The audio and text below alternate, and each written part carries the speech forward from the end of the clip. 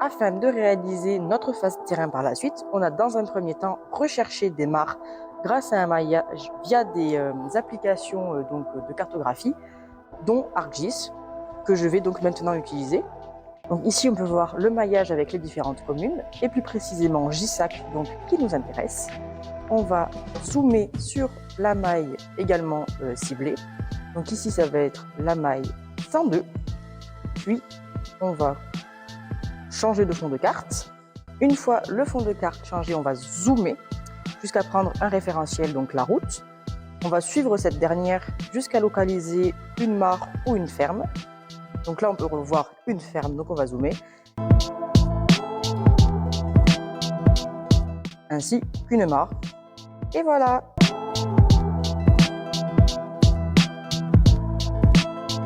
Alors d'abord, on va commencer par lancer Géoportail, qui est un outil accessible par tout le monde via Internet.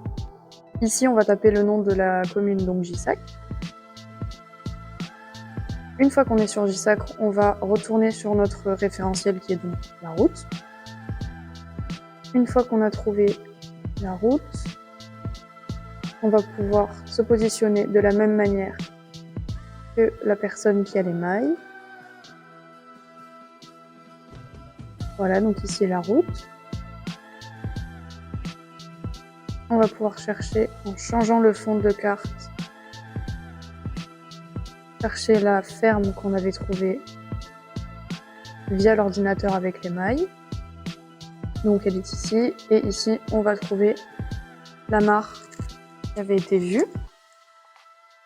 On va pouvoir retrouver ses coordonnées qui nous permettront de la localiser. Donc maintenant, on va réaliser les fiches qui vont nous servir à la prospection des mares. Aller sur Géoportail, vu qu'on avait déjà localisé la mare, réaliser un screenshot de celle-ci avec les coordonnées et l'échelle. On va venir le copier, venir remplir donc le maillage sur le Word, donc la maille 102 ici, le lieu-dit qu'on viendra remplir après, ainsi que les coordonnées, et on va venir copier-coller le screenshot. Une fois ceci réalisé, on peut écrire le lieu-dit, donc Mas d'Andrieux ici, ainsi que les coordonnées qu'on va venir copier-coller depuis Géoportail. Donc on les copie et on les colle dans la fiche.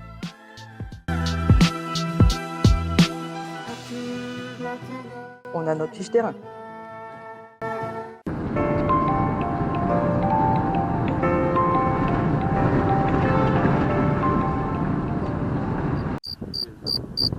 Qu'est-ce qu'il fait? Je veux dire que des fois il y a des problèmes aussi. C'est au max.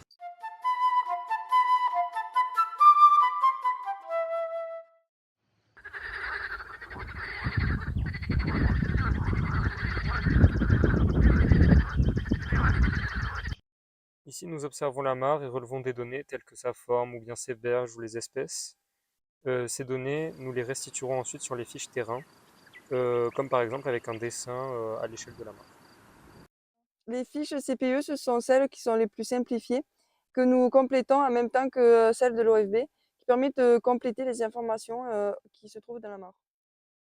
Nous avons créé un surveil nous permettant d'acquérir de nouvelles données complémentaires. De plus, cela nous permet de rentrer des données photos. Pour finir, cela nous permet d'avoir des données précises pour la cartographie.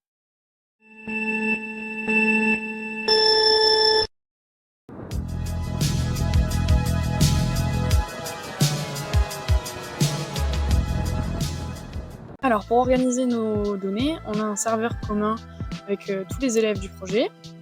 On a tout trié sous forme de dossier, donc là on est dans le dossier de GISAC. On va chercher la maille du coup 102, où est-ce qu'on a rangé par type de mare. On a nos scans de fiches terrain, donc on a premièrement la fiche terrain du CPIE, avec ici le toponyme, le dessin réalisé par les élèves, et d'autres informations notamment sur les espèces présentes dans la mare. Et après on a une fiche de l'OFB avec pareil le dessin de la mare, les informations sur les espèces et toujours le toponyme de la mare. Ici c'est donc les photos qu'on a mises aussi dans le dossier. Donc on a la mare depuis le point le plus au nord et on a la mare à 100 mètres.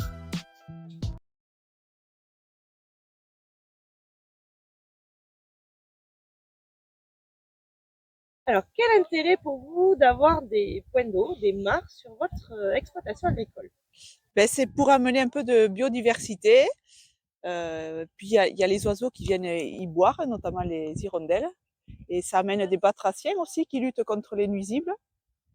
Voilà. Et ça enjolive aussi dans mon jardin. Fais semblant de bosser, s'il te plaît. Fais semblant de bosser pour la vidéo.